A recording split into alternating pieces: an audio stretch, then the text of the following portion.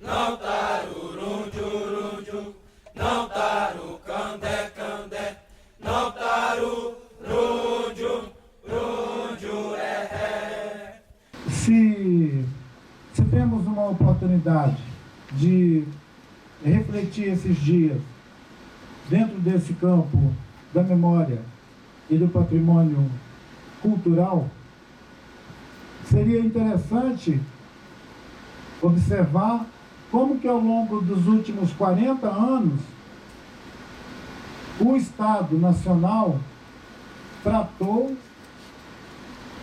ou evoluiu no trato com essas questões relativas aos povos não integrados no sistema da propriedade privada e da apropriação do conhecimento e da produção intelectual de quem não faz parte do mercado, de quem não está dentro do mercado. Eu acho que seria uma oportunidade de trazer algum exemplo da aplicação daqueles princípios que nós batalhamos para incluir na nossa Constituição e que resultou depois em regulações aplicadas pelas agências do Estado em cima dos nossos territórios e dos nossos modos de vida, de produção, principalmente de produção daquilo que nós passamos a relacionar como patrimônio imaterial. Quando nós deixamos de abordar só aquilo que o Youssef e os colegas dele chamam de pedra e cal, paramos de nos preocupar com aquilo que foi construído pelas mãos dos trabalhadores, que foi o patrimônio que demarcou esse campo de interesse até os anos 60, 70, só depois dos anos 70, 80, é que se atinou que existe um vasto campo de criação que é muito importante, que talvez a cada passagem do tempo se constitui no que poderia mais estar em disputa, que é aquilo que é produzido pelo campo da cultura e pelo o espaço das nossas subjetividades. Independente da gente demarcar a especificidade do que é produzido por um povo, pensando em povos originários, por uma etnia, ou por uma dessas comunidades que foram relacionadas como povos tradicionais, independente do lugar de produção, todas têm em comum o fato de estarem sempre num fluxo constante de criação, de invenção. E o lugar dessa criação e invenção é a nossa subjetividade. Ela não é um lugar de produção que o sistema capitalista demarca e opera a partir dele. As cidades, os acervos materiais da cultura, o Estado tem muita facilidade de controle sobre eles, de identificação e de classificação desse patrimônio, exatamente pelo caráter material dele, pela possibilidade dele ser direcionado, dele ser apropriado e, especialmente, dele ser transformado em mercadoria. Durante muito tempo, a ideia de patrimônio, ela se confunde com a ideia da mercadoria.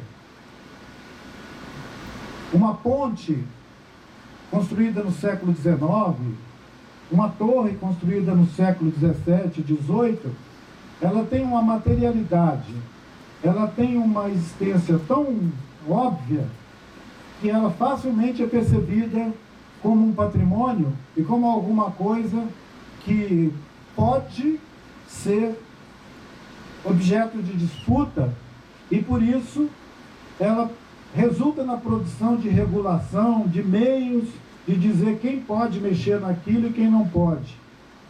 A própria restauração desses bens é regulada. É para isso que existe o IFAM, por exemplo. O IFAM existe muito mais para fazer regulação do que para fazer qualquer coisa no campo de conservação, preservação e mesmo restauração. Então é como se fosse uma polícia. É isso que o IFAM, na verdade, acaba sendo. É a polícia patrimonialista ou patrimonial, que, a partir de um certo momento, se torna uma espécie de banco de dados sobre patrimônio material. Foi isso até a década de 70, 80. Da década de 80 para cá, principalmente com a implementação do capítulo da Constituição de 88, 216, que inaugura essa conceituação de patrimônio imaterial, ou avança na ideia da imaterialidade de alguns campos da criação, da produção cultural, é que a coisa fica mais fluida, e algumas outras ideias, algumas outras produções passam a se integrar também ao sistema de identificação, regulação, registro, e integrar esse complexo patrimônio material, patrimônio imaterial, e com uma fronteira quase invisível daquilo que a gente podia chamar de memória, porque a implicação da ideia de que a memória pode estar presente em objetos, sei lá, esse vaso aqui, ou esse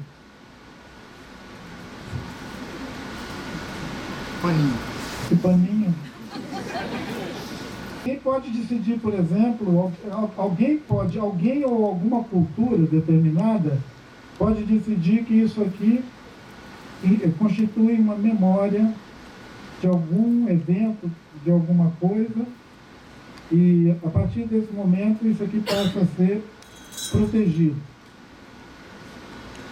Eu não estou querendo fazer provocação não, tá, gente? Mas tem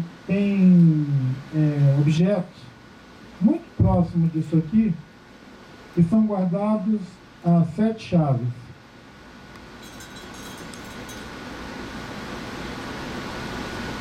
Pela subjetividade daquela coisa, não pela materialidade dela. Vocês já viram falar no santo sudário? Alguém já pegou nele? Nem vai pegar. Então, ele é o quê? Ele é um patrimônio material ou imaterial da cultura do Ocidente? Hã? Está vendo como é que o negócio é uma fronteira quase invisível? Ele não era, mas ele virou. Antes ele era só um pano para enxugar suor, né? Na verdade, gente, nesses debates que nós participamos e que nos últimos 20 anos eu tenho tido muita oportunidade de discutir isso com o Youssef e com os colegas dele, que vem produzindo uma crítica e uma análise sobre o caminho que esse tipo de regulação acaba produzindo. A ponto de nós termos agora... Você trouxe o seu livro?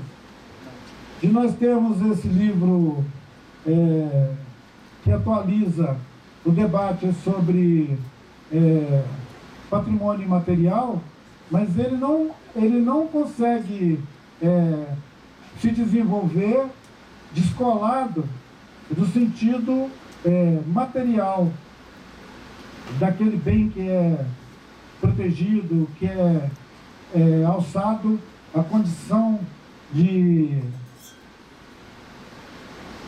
mesmo sendo uma coisa que tem, a princípio, um estatuto material, ele passa também a carregar agora um sentido subjetivo que dá o sentido de material para ele.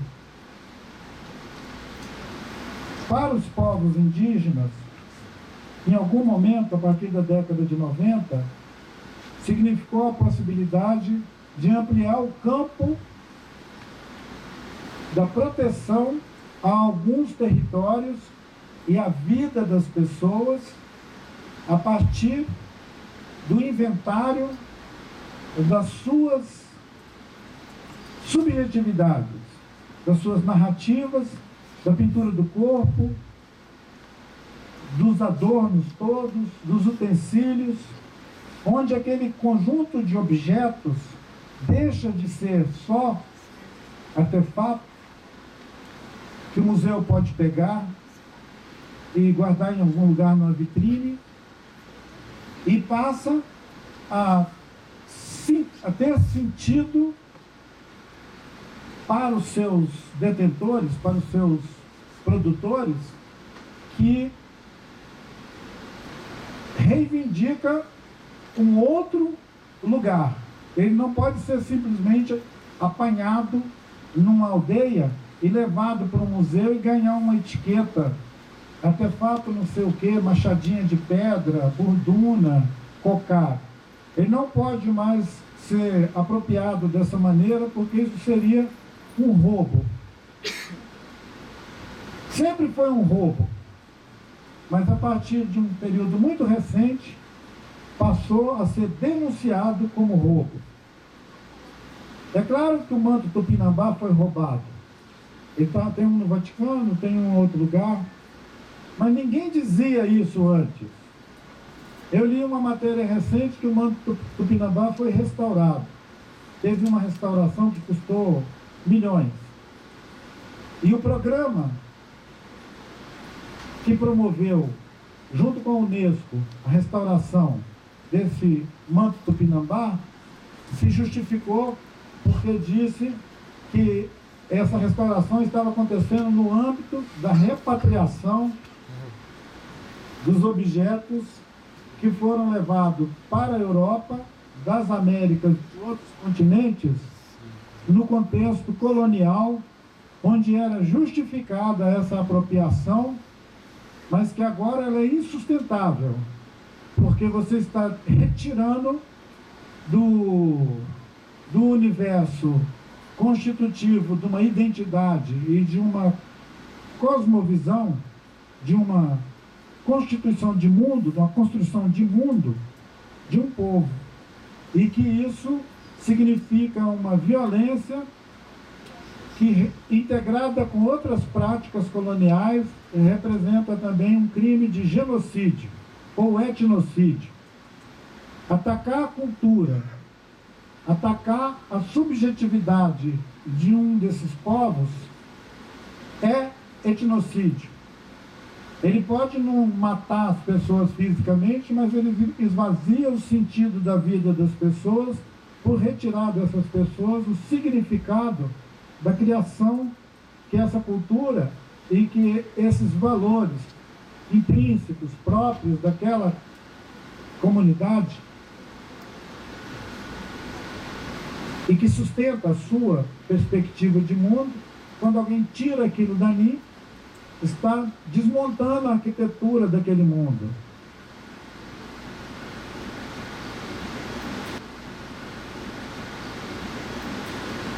Eu acho que era interessante dar um exemplo, além do manto Tupinambá para vocês, um exemplo de uma ocorrência recente. Vai completar 4 anos que um rio, uma bacia hidrográfica no Brasil, foi cauterizada pela lama química da mineração, que os jornais diziam que matou o Rio Doce.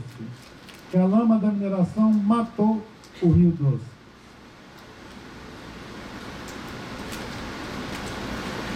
Eu pertenço a uma família que vive na margem esquerda daquele rio.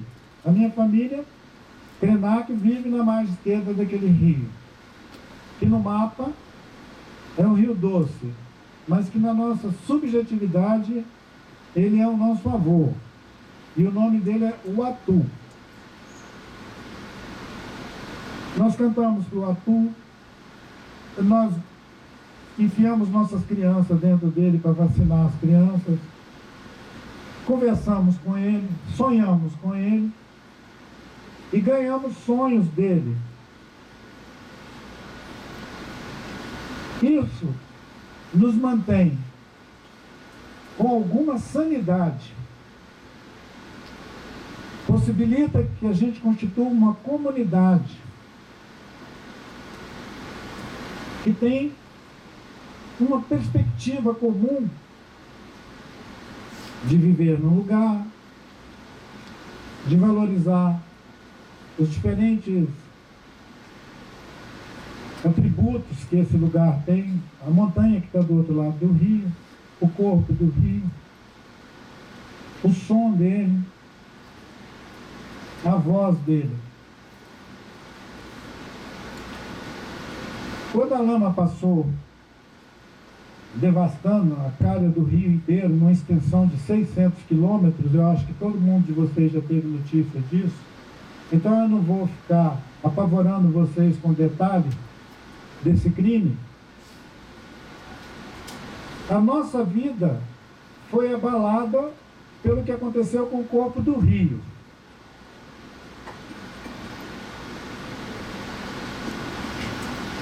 Nós ficamos refém do corpo do rio em estado de coma. E os brancos dizendo que o rio está morto. E nós dizendo que o rio está em coma. Se o seu avô estiver morto, é uma coisa. Se o seu avô estiver em coma, é diferente. Alguém em coma pode viver de novo. Alguém morto, acabou. Em algum momento, para as mineradoras, era bom dizer que o rio morreu. Sinto muito, o rio morreu. Chora e tal. Quando nós começamos a dizer, ô Atu Miareré, o Atu está vivo, o Atu está em coma, nós vamos ficar velando o Atu até ele voltar. Olha o campo da subjetividade, como que ele tem potência, e ele é um lugar que a gente deve também disputar. Ele não é só uma matéria para os especialistas estudarem e produzir. Ele é um lugar onde as pessoas, especialmente aquelas pessoas que se constituem como sujeitos coletivos e não indivíduos, porque muito do que eu estou me referindo, ele tem potência para aquelas pessoas que vivem uma experiência de sujeito coletivo, mas que diminui muito a potência quando ele é apreciado na perspectiva do sujeito singular, da pessoa que quer ser dono dessa taça, dono dessa mesa, desse prédio. Isso é patrimônio material. O rio não. Se nós pudéssemos relacionar aquela entidade com alguma coisa, seria com a memória. Menos com o patrimônio e muito com a memória. Apesar da fronteira entre memória e patrimônio parecer coisas indissociáveis ou quase difíceis de demarcar, no exercício da vida, no exercício vivo, você aprende a diferença entre memória e patrimônio. Para os povos indígenas, para os quilombolas, para os povos de matriz africana, que disputam numa sociedade individualista, capitalista, um lugar para continuar reproduzindo a sua subjetividade, é fundamental esse exercício de reconhecer os diferentes campos de luta e de disputa que podem ser travados a partir dos lugares onde nossas comunidades vivem. Há uma diferença fundamental em constituir uma comunidade temporária, como essa que nós estamos aqui agora juntos. Nós somos uma comunidade temporária. Nós estamos todo mundo aqui assim, no mesmo filme, querendo alcançar uma mesma perspectiva sobre esse assunto. Então nós somos uma comunidade temporária. A hora que sair naquela porta ali, pela falta da experiência de integrar um coletivo de fato, essa experiência termina. E cada um vai cuidar da sua vida.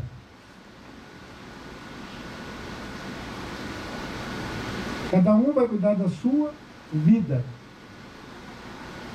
Desde quando vocês acham que as pessoas vivem essa experiência de cada um cuidar da sua vida? Vocês acham que sempre foi assim? Só os índios e os negros é que têm memória de viver sujeitos coletivos, instituir sujeitos coletivos? Os descendentes de italiano, de alemão, de português, eles não se lembram, não sabem como eram? Sempre foram esse sujeito instituído pela modernidade, que passou pela experiência temporária de constituir cidadania e rapidinho virou consumidor e estão virando todos clientes. O José Mojica, ele diz que não existe mais cidadania, que o que existe agora são consumidores. Os estados, as políticas dos estados, dos governos, o mercado, eles querem produzir clientes, consumidores, e não cidadão. Cidadão é uma experiência temporária que interessou ao desenvolvimento global por um tempo, estimular a ideia de estados e de cidadãos interagindo com o aparato do Estado e produzindo isso que muitos de nós aprendeu a chamar de políticas públicas. Políticas públicas não é uma coisa que acontece só nas experiências de Estado democrático. Política pública acontece dentro de qualquer aparelho, porque é exatamente através disso que o Estado controla a gente. Política pública não é só para assistir, política pública é para controlar. E a política patrimonial é para apropriar. Apropriar de tudo que nós produzimos e controlar. Controlar, inclusive, quanto acesso nós vamos ter a esse patrimônio. Patrimônio cultural, a partir do momento que ele é demarcado, ele vira uma coisa controlada. E o nosso acesso a ele vai ter que ser negociado. E vai ser negociado como consumidor. Inclusive daquilo que nós mesmos produzimos. Quanto mais materialidade um bem constitui, mais ele é disputado pelo mercado para virar mercadoria. Quanto mais complexa vai ficando uma comunidade, uma sociedade, mais o Estado inventa mecanismos de controle e de classificação em cima das nossas experiências de vida. Se nós estamos cada vez mais nos transformando em cliente e consumidor e cada vez menos cidadão, seria muito importante incluir num debate sobre patrimônio material e imaterial a experiência da produção cultural. A experiência da produção cultural, não só no sentido das expressões que a gente lista como produção cultural, mas ampliando isso também para o campo daquilo que nós consideramos que é a subjetividade. A maior violência que nós estamos sendo submetidos, ela não vem do campo material, ela vem do campo imaterial. Hoje nós somos assolados por um monte de religiões doidas que querem controlar o nosso cotidiano e as nossas escolhas, julgando a gente como se a gente estivesse vivendo no tempo da Inquisição. Isso é subjetividade, gente. Isso não é religião, isso é política de controle. Então, as pessoas não podem ficar tão abobalhadas a ponto de aceitar qualquer comando moral, ético, ditado por um princípio fundamentalista que exclui a nossa subjetividade.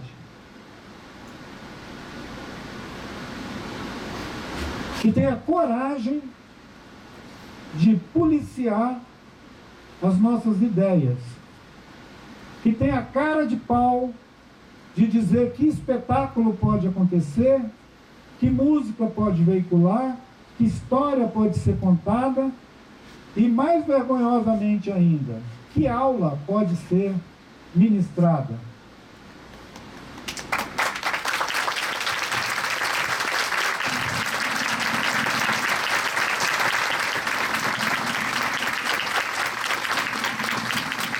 Nem vou entrar por aí. Vou aproveitar essa oportunidade excelente para a gente poder avançar mais o campo desse gradiente que interessou a esse meu amigo Youssef, a ponto dele produzir há quase 20 anos, mais de 20 anos atrás,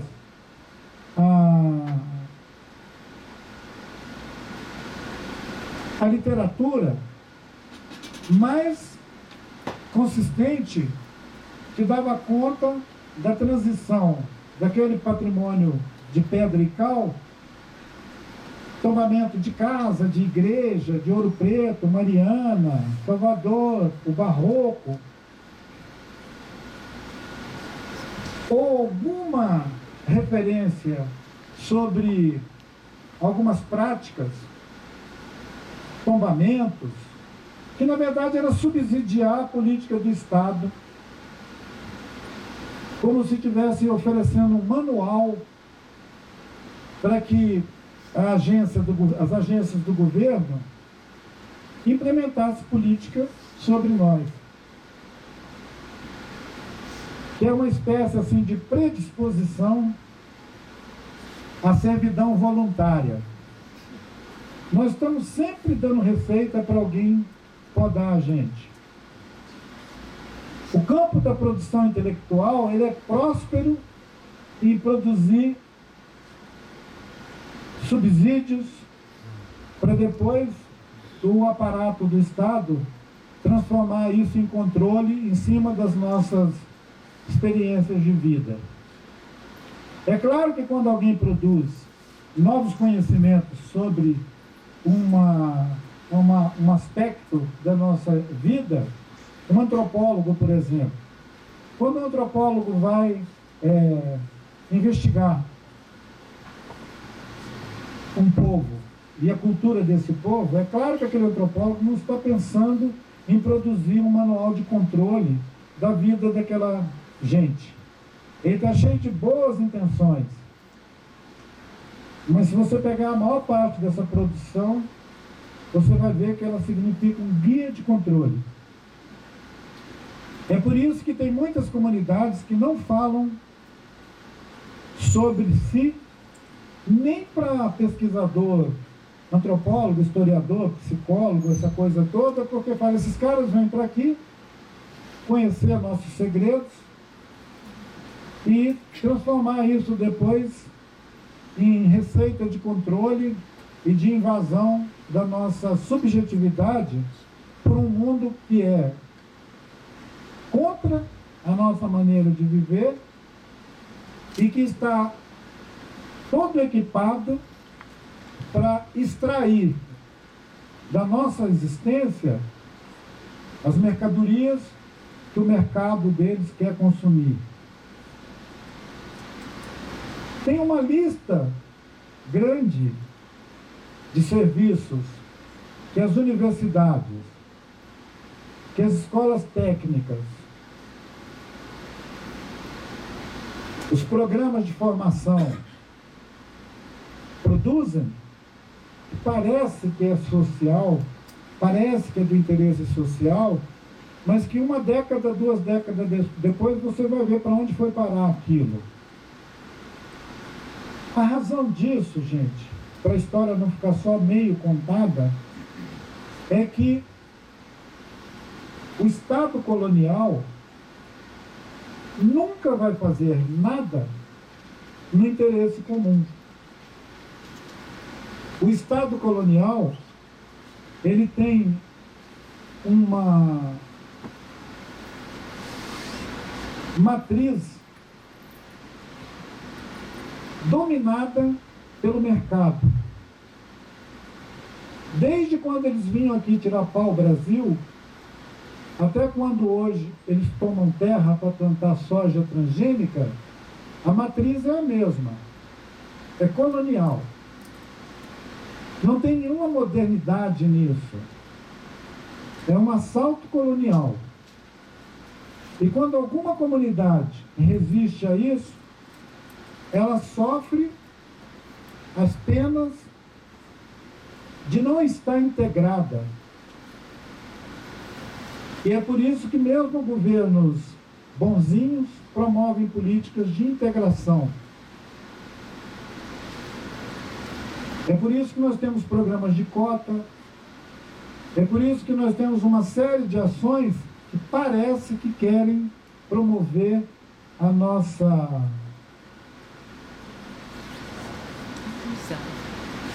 inclusão. É claro, gente. Se a gente fosse imaginar um programa de longa duração, o programa de longa duração do capitalismo é nos integrar a todos, como cliente, e apagar a nossa memória de cidadania. Em que um dia alguém vai escrever um conto dizendo: era uma vez um mundo onde havia cidadãos. E as pessoas tinham ideias, debatiam ideias e criavam mudanças no campo da vida social, da produção cultural, das escolhas econômicas e tudo. Era uma vez. Porque a tendência corrente é que a gente se transforme, todo mundo, sem exceção nenhuma, nem de indígenas, nem de africanos, nem de ninguém, todo mundo cliente. Se possível, com um único registro. Ao invés desse monte de registro que diferencia gênero, raça, classe social, étnica, acabar com isso tudo e fazer um registro só. Esse é o caminho. Então, a produção que nós temos hoje sobre memória, patrimônio, seja ele material ou imaterial, ele é uma avançada produção de conhecimento sobre o controle da nossa produção material e imaterial no campo da cultura. E uma violência contra as nossas subjetividades. Eu observo todo o aparato que recobre isso como uma espécie assim, de céu sobre as nossas cabeças,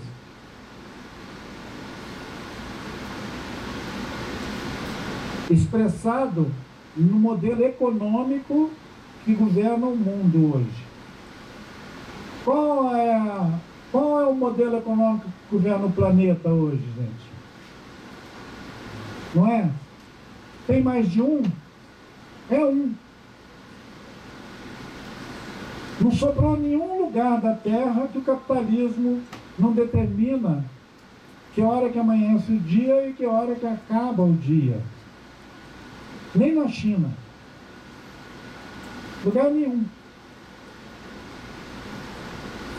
Então, essa experiência de uma única dinâmica da economia recobrir toda a produção material e imaterial dos povos não é um fenômeno regional, não é aqui no Brasil nem na América Latina, é no mundo. Eu costumo dizer que o capitalismo deu metástase. Tinha um nódulo em algum lugar, depois apareceu um outro, depois apareceu um outro, depois apareceu um outro, aí deu metástase. Agora nós vamos ter que lutar contra essa crescente necrose que o capitalismo representa e que está invadindo as nossas subjetividades, a ponto de afetar toda a criação intelectual do mundo que nós convivemos com ele dentro da lógica do Ocidente. Parece que só tem uma cultura no mundo, é a cultura ocidental. Quem não estiver dentro desse cânone da cultura do Ocidente é marginal. Nem os pigmeus de alguma remota região da África têm chance de fugir disso. Se vocês tiverem interesse, procura ver um filminho que tem o título de Será que os deuses ficaram loucos?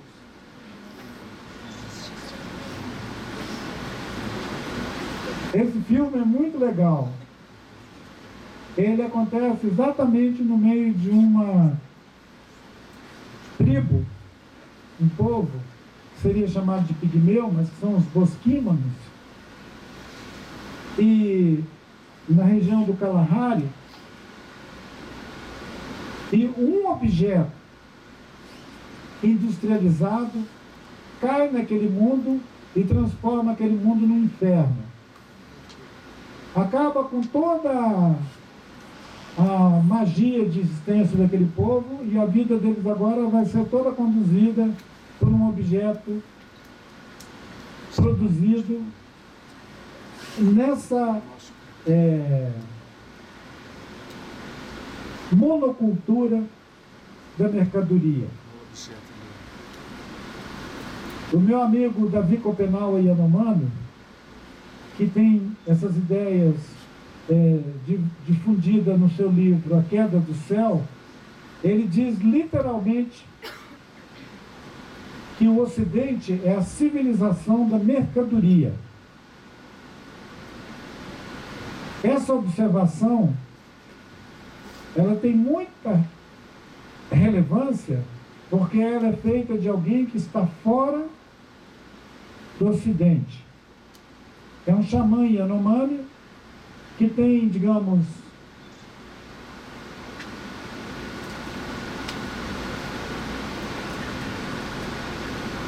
ele tem uma licença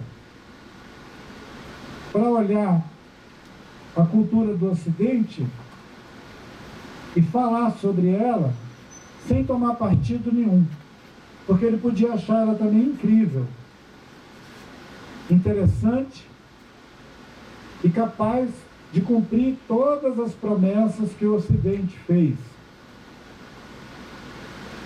que era o de fazer o mundo possível e habitável por toda a humanidade. Isso foi um conto do vigário, porque 70% da população do planeta não tem acesso a nada. Ela é excluída mesmo. Ela vive nas bordas do planeta, sendo bombardeada em campos de refugiados e comendo as migalhas do mundo desenvolvido, digamos assim. E eles não têm nenhuma chance de participar desse clube da civilização ocidental, porque ele é um clube que tem limites. E o limite dele é indicado pelo fato real de que quando chega no mês de junho ou agosto de cada ano, ele já comeu um planeta Terra. Vocês conhecem os dados que são divulgados pelo painel do clima, que mostra que quando chega no mês de junho, maio, junho, em alguns casos julho, a Terra já deu todo o estoque de energia e de suprimento para essa humanidade vasta e que ele já está comendo no ano que vem. Seria mais ou menos como alguém que tem um salário, uma família que tem uma renda, quando chegar ali pelo dia 18, 20, acabou o dinheiro e eles começam a pendurar para a semana que vem e o mês que vem. Quando a gente dá um exemplo doméstico desse, as pessoas entendem melhor, porque é uma experiência vivida. Agora, nós estamos fazendo isso com o organismo vivo da Terra. Nós estamos depredando o planeta com uma matriz cultural que só tem uma economia, que é monocultura, e essa praga da monocultura está se espalhando por todo o planeta. O cerrado inteiro está sendo comido pela monocultura. E como se não fosse suficiente a monocultura, eles ainda metem veneno em cima, porque é óbvio que um organismo mono não vai conseguir sobreviver dentro da biodiversidade. Aí eles consideram que tudo que ataca aquele organismo transgênico é uma praga. Uma abelha é uma praga, um marimbondo é uma praga, de repente um sanhaço é uma praga, o bem-te-vi é uma praga. Então mata os bem-te-vi, mata o sanhaço, mata a abelha, mata a formiga. Tem um filminho que anda veiculado por aí afora que chama Para Onde Foram as Andorinhas. Ele foi feito lá dentro do Parque do Xingu, dentro da terra indígena do Xingu, mostrando que houve uma mudança tão grande no ciclo de reprodução da natureza que algumas espécies já desapareceram e que a banana, antes dela ficar de vez, ela fica preta. Não sei se alguém de vocês já viu um bananal ficando todo preto. Antes das bananas ganhar aquela quina, sair daquela quina para virar de vez, ela preteja tudo. É um evento que está acontecendo com os cultivos de banana, mas ele acontece também com o pé de caju, o caju nativo. O caju nativo, antes dele florar, ele morre. É o uso dos defensivos químicos que tem gente que tem coragem de chamar de fitossanitário. Fitossanitário. Então, assim, como é que vai chamar de fitossanitário um veneno que mata uma árvore até a raiz dela, que faz as abelhas irem embora? Vocês podem achar. Bom, Ailton foi convidado para falar sobre memória, patrimônio cultural, e ele aproveita para fazer uma crítica devastadora contra a produção agrícola. Mas teve uma época que o Chico Buarque não podia escrever muitas coisas, ele escreveu um livro chamado Fazenda Modelo. Quem nunca leu, pode ler. Fazenda Modelo é uma boa leitura para esse tempo nosso. Nós estamos nos transformando numa fazenda modelo. Então nós vamos despertar disso. Ao invés de a gente ficar criando novos argumentos para tombar patrimônio e para delimitar campos de produção material e imaterial, nós deveríamos pensar sobre a nossa vida íntegra, porque se nós não estivermos vivos e com integridade, nós não vamos produzir subjetividade nenhuma, e o eventual patrimônio material que a gente inventar, que a gente vier a produzir, a criar e imaginar, ele vai virar mercadoria. E nós vamos ser reduzidos àquilo que já foi anunciado aqui. Ao invés de cidadania, nós vamos nos constituir numa legião de consumidores e de clientes. O cliente é a coisa mais flexível e maleável que existe. É muito melhor você fazer política para cliente do que negociar políticas com cidadania. Cliente é cliente, né, gente? Então, eu agradeço muito essa oportunidade de falar com vocês. A minha intenção era, a partir da produção intelectual, a partir da produção dentro dos debates, das publicações existentes sobre o tema, a partir do capítulo 216 da nossa Constituição, em que eu tive a oportunidade de participar das comissões que produziram o capítulo, e o Youssef fez uma longa entrevista comigo em 2012, ele tinha os arquivos do Congresso sobre o debate, e ele me entrevistou acerca dos diferentes campos de disputa que estavam instalados ali na Constituinte, para produzir o texto que a gente tem hoje na nossa Constituição. Como nós estamos vivendo um breve período de negacionismo, tem gente que diz que a Constituição não vale nada. Tem gente que acha que deveria, inclusive, jogar ela fora. E num discurso esquizofrênico, dizem que vão respeitar a Constituinte, ou a Constituição. Tomara que isso passe logo e que a gente recupere alguma sanidade. Não usando fitossanitários, mas alguma sanidade. Muito obrigado, pessoal.